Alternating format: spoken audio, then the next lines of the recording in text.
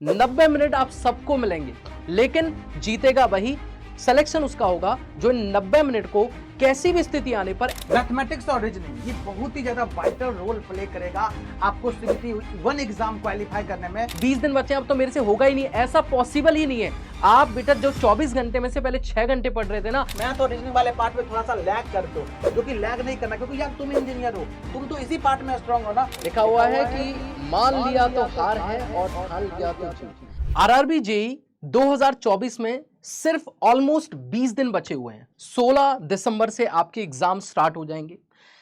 पहली बात क्लियर कर देना चाहते हैं कि इस वीडियो को देख करके बहुत सारे लोग कहेंगे सर ये बहुत ज्ञान देने वाली बातें हो गई, इधर उधर की बातें मत कीजिए, हम परेशान हैं। डेफिनेटली आप परेशान होंगे, लेकिन जो बच्चा मेहनत कर रहा है और उसको लास्ट इन 20 दिनों में एक्चुअली क्या करना चाहिए, और हम बात नहीं करेंगे कि आपको मोटिवेटेड रहना चाहिए, आपको ये नहीं, हम बात करेंगे पॉइंट टू पॉइंट डिस्कशन पे कि कौन से सब्जेक्ट में आपको कौन से टॉपिक के ऊपर ज्यादा पकड़ बनानी चाहिए इन 20 दिनों के अंदर।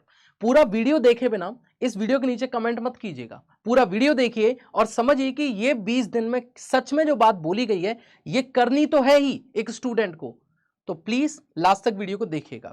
सर शुरुआत करते हैं हम लोग, स्टार्टिंग से एक बार लेके चलते हैं। सर सबसे पहले देखिए, हम सभी को पता है कि सीबीटी 1 एग्जाम जो है वो 100 नंबर का आपके पास होगा, 90 मिनट आप सबको मिलेंगे, लेकिन जीतेगा वही, सिलेक्शन उसका होगा जो इन 90 मिनट को कैसी भी स्थिति आने पर, एडवर्स कंडीशन आने पर भी बहुत अच्छे तरीके से टैकल करेगा और उन 100 नंबर में से अपना बेस्ट आउटपुट देके उतने मार्क्स जरूर लेके आएगा जिससे कि वो सीबीटी 2 के अंदर जा पाए।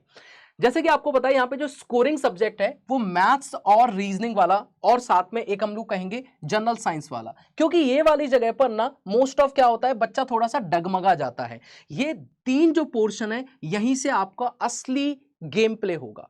तो आपको अगर मैं बताने की कोशिश करूं कि टोटल 100 नंबर में से आप, अगर मैंने आपको एक वीडियो भी बनाया था कि आपका सेफ स्कोर क्या होना चाहिए, तो आपको 75 से 80 नंबर के बीच में अपना माइंडसेट रखना होगा, तब जाके आप लोग कहीं ना कहीं सीबीटी 2 तक पहुंच पाएंगे। तो ये सभी को पता है कि देखो, और एक चीज और कि नेगेटिव मार्किंग बहुत ज्यादा ध्यान रखनी है, क्योंकि देखो मैथमेटिक्स में क्वेश्चन गलत हुआ, नेगेटिव मार्किंग पीछे पीछे चल रही है, तो नेगेटिव मार्किंग बहुत ज्यादा आप लोगों को ध्यान रखनी है। और यहाँ पे कैलकुलेटर तो है ही नहीं, तो सारा कुछ हाथ कितना बढ़िया तरीके से आप घिस रहे हो पेन को, इस सब के ऊपर डिपेंड करेगी। तो शुरुआत करते हैं इस वीडियो में, आगे जाते हैं। सबसे पहले आप देखिएगा ऑन स्क्रीन पॉइंट दिमाग में ये आता है कि सर 75 नंबर लाई कैसे जाएं इस आरआरबी जेईई सीबीटी 1 के अंदर।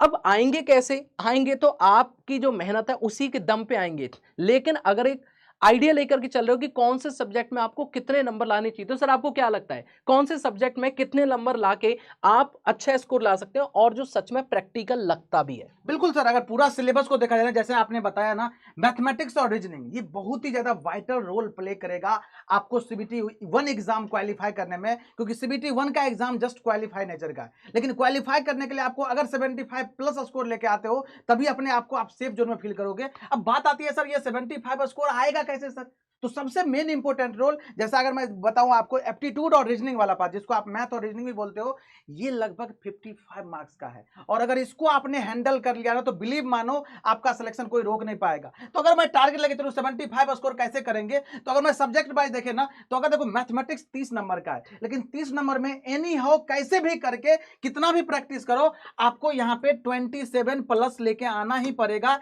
तभी आप सोच पाओगे जो मेरा स्कोर जो है ना 75 प्लस होने वाला है। इसी तरह अगर मैं बात करूं नेक्स्ट सब्जेक्ट का, तो आपको मैंने बताया रीजनिंग सब्जेक्ट, रीजनिंग में आपको 22 प्लस लेके एनी हाउ आना ही पड़ेगा, चाहे कुछ भी कर लो। अब सर कैसे करेंगे, तो ये आएगा, ये अभी 1 बाय 1 स्ट्रैटेजी भी डिस्कस करने वाले हैं, सारे पहलू पे बात करने वाले हैं, जहां पे आप लैग करते हो, और ये लास्ट 20 डेज में आपको वही करना है। इन सारे बातों पर भी डिस्कशन करने वाले अभी इस वीडियो में, बस आगे बने रहिएगा आप लोग। फिर अगर मैं बात करूं जनरल साइंस, आपको पता है इसमें 3 पार्ट है, फिजिक्स भी है, केमिस्ट्री भी है, बायोलॉजी भी है। यहाँ पे आपको 20 प्लस करना पड़ेगा, ये 30 नंबर का वेटेज है, लेकिन 20 प्लस एनी हो चाहिए आपको, तभी जाके आपके 75 प्लस स्कोर आएंगे। अगर मैं बात करूं जनरल अवेयरनेस का, सर बहुत डर लग रहा है, सबको डर लग रहा है, आप अकेले नहीं हो, जितने भी बच्चे आरबी जेईई की तैयारी कर रहे हैं ना, सबको डर लग रहा है। और यहाँ पे हम ज्यादा नहीं, देखो ऑलमोस्ट 50 to 55%, 15 में से 8 प्लस नंबर लेके तो आ सकते हो ना। जैनून अगर इतना लेके आ गए ना बेटा, इस सबको समेशन करोगे ना, तो 77 मार्क्स आएगा। कितना? 77 मार्क्स आ रहा है, और 77 मार्क्स मतलब 75 प्लस में चले गए आप। इतना लेके आओगे तो। अब बात आती है सर इतना आएगा कैसे सर, तो इतना आएगा इसके लिए मैं 1 बाय 1 स्ट्रैटेजी करूंगा डिस्कशन। आखिर मैथ और रीजनिंग का क्या होना चाहिए, जनरल साइंस का कैसा होना चाहिए, जनरल अवेयरनेस का कैसा होना चाहिए, सर क्या बोलना चाहेंगे। सबसे मेन जो बिल्कुल। सब्जेक्ट है ना सर, जो कि 55 नंबर का वेटेज रखता है, इसके बारे में बताइए, इसका लास्ट 20 डेज में क्या प्लानिंग होना बिल्कुल। चाहिए सर। देखो अगर यहाँ पे सर ने जो आपको अभी बताया ना, ये 27 प्लस आप लोग 22 को अगर आप देख रहे हैं तो ये वैल्यू हो जाती है 49 के आसपास। और अगर ये टोटल नंबर अगर हम देखेंगे तो ये 55 मार्क्स में से है। 55 मार्क्स में से आप लोगों को 49 लेके आने हैं। ये 49 में देखो, और ऐसा नहीं कि सबके 49 आ जाएंगे, हो सकता है आप यहां पर ज्यादा अच्छे हों, तो यहाँ पे अगर आपके थोड़े से भी नीचे गए तो ये आपको यहाँ संभाल लेना है। लेकिन आपको पता है अगर आपका ये गड़बड़ है तो इसको स्ट्रॉन्ग करना ही पड़ेगा। क्या तरीका है इसको आप लोग देखिएगा। लेकिन एक बात बहुत क्लियर बोल देना चाहता हूं बेटा, मेहनत करे बिना बिल्कुल नहीं होने वाला। और आपको लग रहा है कि 20 दिन बचे अब तो मेरे से होगा ही नहीं, ऐसा पॉसिबल ही नहीं है। आप बेटा जो 24 घंटे में से पहले 6 घंटे पढ़ रहे थे ना, आप 11 12 15 जितना आवर्स आप दे सकते हो, जितना आपको लगता है कि मुझे अभी जरूरत है इस एग्जाम को क्लियर करने के लिए, you have to put your efforts in that. यहां पे सबसे पहले एक पॉइंट लिखा हुआ है कि पहले आप सभी चैप्टर्स को भाई कंप्लीट कर लो, क्योंकि चैप्टर्स को कंप्लीट नहीं करोगे हो सकता है जो चैप्टर आपने पढ़ा उससे टफ क्वेश्चन आ गया, उससे बने ही नहीं। और जो चैप्टर आप पढ़ के ही नहीं गए वो तो आप हिलाओगे नहीं क्वेश्चन को, तो इसलिए सारे चैप्टर को कवर करो सिलेबस के अकॉर्डिंग। दूसरा पॉइंट यहां पे लिखा है टफ चैप्टर्स को बेसिक से प्रॉपर लेकर के पढ़ो। टफ चैप्टर्स में ज्यादा मेहनत की जरूरत पड़ती कि नहीं पड़ती, तो जहां पर आसान लग रहा है एफर्ट्स को कम एफर्ट से चीजों को बना लो। जहां पर ज्यादा एफर्ट्स की जरूरत है, जहां पे आपको पता है चीजें टफ है, एफर्ट्स ज्यादा डालने की आवश्यकता है, वहां पे ज्यादा एफर्ट्स डालिए। तो इसीलिए लिखा गया टफ चैप्टर को बेसिक से प्रॉपर टाइम लेकर के रिवाइज करिए और ज्यादा से ज्यादा क्वेश्चन के थ्रू रिवाइज करिए मैथ और रीजनिंग को। नेक्स्ट पॉइंट इज इंपॉर्टेंट जो फॉर्मूला होते हैं इनको एक जगह लिख लो, क्योंकि मैथ्स के सारे इंपॉर्टेंट फॉर्मूला हैं, चाहे वो कंपाउंड इंटरेस्ट के एससीआई के जो भी आपके फॉर्मूलाज हैं एक जगह रख लो और उनको मल्टीपल देखते रहो। रात को सोने से पहले फोन में फोटो खींच लो, रात को सोने से पहले जरूर उसको देखिए। नेक्स्ट पॉइंट है daily mock test and PYQ set लगाएं। देखो मॉक टेस्ट और पीवाईक्यू दोनों की क्यों बोल रहा हूं, पीवाईक्यू जो होते हैं उनसे आप लोगों को पता चलता रहता है कि पहले किस तरीके के क्वेश्चन आए। मॉक जो होता है उसमें थोड़ा सा टफ लेवल होता है, तो आप लोगों को बीच का एक बैलेंस बना रहता है, जिससे कि आपका एक कॉन्फिडेंस बूस्ट होता रहेगा हमेशा के लिए।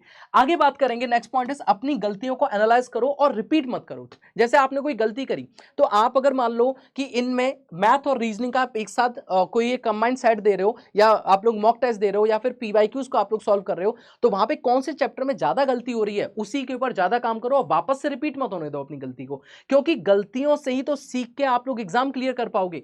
यहां पे नेक्स्ट पॉइंट लिखा हुआ है मोस्ट स्कोरिंग सब्जेक्ट, जैसा पहले आप लोगों को बताया। तो अगर आप इसमें 55 नंबर में से एनी हाउ मैं कहता हूं 45 प्लस की रेस पे दौड़ो तो आपके आएंगे मार्क्स। ठीक है 49 हमने एक टारगेट लेके चले, लेकिन 45 प्लस, क्योंकि मैंने बताया कि आप इसमें नहीं तो जीएस के अंदर संभाल लोगे, जीएस के अंदर नहीं तो जीके के अंदर संभाल लोगे, लेकिन संभालना आपको ही पड़ेगा। एडवर्स कंडीशन में आप लोग तैयार रहिए कि बुरी से बुरी स्थिति आएगी, तब भी मैं एनी हाउ कैसे 75 नंबर लेके आऊंगा। चलिए आगे बढ़ते हैं। कृष्णा सर अब आप बताइए साइंस जो कि बहुत जरूरी है, हमने कोशिश करी है इसमें हर एक अच्छे अच्छे टॉपिक्स को कवर करने की। ज्यादा क्वेश्चन कहां से बनते हैं प्रीवियस ईयर 36 शिफ्ट के एनालिसिस के हिसाब से। बिल्कुल जैसा ने सर आपको बताया ना, मैथ और रीजनिंग वाला पार्ट उसको ऐसे ही हैंडल करना है, ऐसे ही जो अपकमिंग डेज है उसमें प्लानिंग रखनी है। लेकिन जब बात आती है साइंस की, साइंस के नाम सुनते हैं ना, स्पेशली पार्ट जो बायोलॉजी वाला पार्ट है ना, वहां पे आप डरते हो सर बायोलॉजी को कैसे हैंडल करें। मैं फिर से बोल रहा हूं, आपको इस एग्जाम में ना उस पार्ट पे ध्यान देना है जो आपका स्ट्रॉन्ग पार्ट है, उस पार्ट पे काम करना है जहां पे आप लैग कर रहे हो। तो अगर मैं बात करूंगा बायोलॉजी के फैक्ट्स एंड इंपॉर्टेंट पॉइंट को रिवाइज जरूर करें। आपने इतना दिन जो पढ़ा है ना, तो उसमें आपने ये तो पकड़ लिया होगा कौन सा इंपॉर्टेंट पॉइंट है, किसको रिवाइज करना है, किसको सर बार बार हम भूल जाते हैं। तो इसमें जैसे देखो डिजीज का बात करूंगा, विटामिन का बात करूंगा, मिनरल का बात करूंगा, बॉडी ऑर्गन का बात करूंगा, एंड इसके पार्ट्स के बात करूंगा, पार्ट का जो फंक्शनिंग होता है उसका बात करूंगा, डाइजेस्टिव सिस्टम का बात करूंगा, इसके बाद रेस्पिरेटरी सिस्टम का बात करूं, प्लांट का बात करूं, फोटोसिंथेसिस का बेसिक फैक्ट जो है, ये सारी चीजें आपको डेफिनेटली ध्यान रखना है। और ये उसी पे बेस्ड है जितना लास्ट ईयर पेपर में आया था ना, उस सारे डेटा को एनालाइज करने के बाद, जो साइंस के फैकल्टी है उनके साथ डिस्कस करने के बाद हम लोगों ने ये वीडियो बनाए हैं सारे सब्जेक्ट के। तो इसलिए ये जितनी भी चीज लिखी गई है ना, ये सारे आपके काम के आने वाले हैं और अपकमिंग डेज में बस वही करना है, डेफिनेटली बेहतर स्कोर करोगे। फिर मैं बात करूं फिजिक्स में, तो आपको पता है फिजिक्स में जो थ्योरेटिकल पार्ट है उसमें कोई दिक्कत नहीं, लेकिन जैसे ही न्यूमेरिकल वाला पार्ट आता है ना, वहां पे आप फंसते हो। इसको प्रैक्टिस कीजिए, इसलिए लिखा है फिजिक्स के सभी फॉर्मूलाज को एक जगह रखिए। जैसे ही एक जगह फॉर्मूला लिखोगे, आप बार बार देखोगे ना, जब न्यूमेरिकल करने जाओगे तो फॉर्मूला बेस्ड न्यूमेरिकल आता है, बहुत ज्यादा डिफिकल्ट न्यूमेरिकल नहीं पूछेगा, फॉर्मूला याद है न्यूमेरिकल में पुट करोगे आ जाएगा, जैसे लेंस फॉर्मूला हो गया, जैसे देखो लिखा है क्या, यूनिट मेजरमेंट का बात हो गया, इन्वेंशन का बात हो गया, जैसे फिजिक्स लॉ का बात किया, न्यूटन्स लॉ हो गया, फैराडे लॉ हो गया, किरचॉफ्स लॉ हो गया, लेंज लॉ हो गया, ओम्स लॉ हो गया। ये सारी चीजें अगर करोगे ना तो आराम से आपको होगा और आराम से यहाँ पे कॉन्फिडेंस भी बनेगा आपको। यस, फिर मैं अगर बात करूँ केमिस्ट्री में, तो आपको पता है केमिस्ट्री में एक्सेप्शन होते हैं और एक्सेप्शन से क्वेश्चन हर बार आते हैं। केमिकल फॉर्मूला होता है, केमिकल नेम होते हैं, ये सारी चीजें आपको एग्जाम में बहुत बार पूछे गए हैं। और इतना ही नहीं, जो रिसेंट जो ट्रेंड देखोगे ना आप, जैसे आरआरबी एएलपी का पेपर हो रहा है ना, वहां पे भी ये सारी चीजें रिपीटेशन मोड में आ रहा है। तो देखो क्या लिखा है, केमिकल बॉन्ड का होता है, जो कंपाउंड होता है, रिएक्शन होता है, केमिकल नेम होता है, फॉर्मूला, इन सारी चीजों को रिवीजन कर लीजिएगा, डेफिनेटली इन सारी चीजों को देख लीजिएगा, क्योंकि यही सब आपके सीबीटी 1 एग्जाम में साइंस के पेपर में आने वाला है। इसके बाद अगर मैं थोड़ा सा आगे बढ़ूं तो बात आती है जनरल अवेयरनेस का। यहाँ पे दो पार्ट है, एक तो है स्टैटिक वाला पार्ट, एक है करंट अफेयर्स वाला पार्ट। तो सर स्टैटिक वाले पार्ट में क्या बोलना चाहेंगे? बिल्कुल सर, पॉलिटी, ज्योग्राफी, इकोनॉमी। बिल्कुल। देखो, पहले आप लोगों को बताया गया था कि ये एक्चुअली 15 नंबर में आप लोगों को बहुत कुछ पढ़ना होता है, Yes. बट आप लोग काफी लंबे समय से तैयारी कर रहे हैं और कई बार ऐसा होता है कि इस जीके जीएस करंट अफेयर वाले पार्ट के अंदर ना आपको 5 से 7 क्वेश्चन ऐसे मिल जाते हैं जो हर एक बच्चे को आते होंगे। वो आपके लिए भी कहीं ना कहीं बेनिफिशियल होगा, क्योंकि आपको जीके कम आता है फिर भी आप अच्छा स्कोर कर जाते हो। लेकिन इसमें फिर भी अगर आप टाइम दे रहे हो तो मैं कहता हूं पॉलिटी के अंदर हमने मेन पॉइंट्स के ऊपर ही डिस्कशन किया है, जहां से ज्यादा क्वेश्चन बन सकते हैं। जैसे मैं बात करूं यहाँ पे पॉलिटी के अंदर इंपॉर्टेंट आर्टिकल्स, उसके कितने पार्ट्स हैं, उसकी अनुसूचियां यानी कि शेड्यूल्स, उसके अमेंडमेंट जो कि संशोधन हुए उनके बारे में, और बेसिक फैक्ट्स, ये पॉलिटी में यहां से क्वेश्चन बनता ही बनता है। प्रीवियस ईयर पेपर उठा के देख लेना, आपको कहानी समझ में आ जाएगी। इवन आरआरबी का सिर्फ जेई वाला पेपर नहीं, आप बाकी के पेपर्स भी देखेंगे, उनमें भी यहीं से क्वेश्चन पूछे गए। नेक्स्ट इज जियोग्राफी की बात करेंगे तो ड्रेनेज सिस्टम, जिसमें नदियां वगैरह, आपके झरने वगैरह सारी चीजें आ जाती हैं। इसके अलावा माउंटेन्स और प्लेटू के बारे में, डैम्स जितने भी हैं, सोलर सिस्टम से काफी क्वेश्चन पूछे गए हैं। ठीक है, नेशनल पार्क, जो नेशनल पार्क वगैरह जो होते हैं, वाइल्ड लाइफ सेंचुरी जो होते हैं, उनसे भी क्वेश्चन आपके पूछे गए। तो इनका आप लोग मेन टॉपिक क्या होता है, ज्यादातर बुक्स मार्केट में काफी ऐसी अवेलेबल हैं जिनमें इन पर्टिकुलर टॉपिक्स को एक ही जगह पर कम पेजेस में काफी बढ़िया से एक्सप्लेन किया हुआ है। नेक्स्ट इज इकोनॉमिक्स में बात करोगे तो बेसिक टर्मिनोलॉजी, बजट क्या होता है, बजट से related question, schemes, national income कहां से आ रही है, इंपॉर्टेंट इंडेक्स एंड रिपोर्ट्स के बारे में बात की गई है। और सबसे लास्ट में हिस्ट्री में देखो, जैसा आपके लोकेश सर से बात हुई, मॉडर्न हिस्ट्री तो बहुत ज्यादा आवश्यक है, मॉडर्न हिस्ट्री को तो छोड़ना ही नहीं है। लेकिन इसके अलावा आप बुक्स एंड ऑथर्स के नाम आप लोग याद कर सकते हैं, हिस्टोरिकल प्लेसेस के बारे में याद कर सकते हैं, टाइटल्स वगैरह किसको दिए गए उनके बारे में याद कर सकते हैं। ये सारे टॉपिक्स आपके इंपॉर्टेंट होंगे लास्ट इन 20 दिनों के अंदर। लेकिन सर अगला एक और पॉइंट है अपने पास में, और इस पॉइंट का नाम है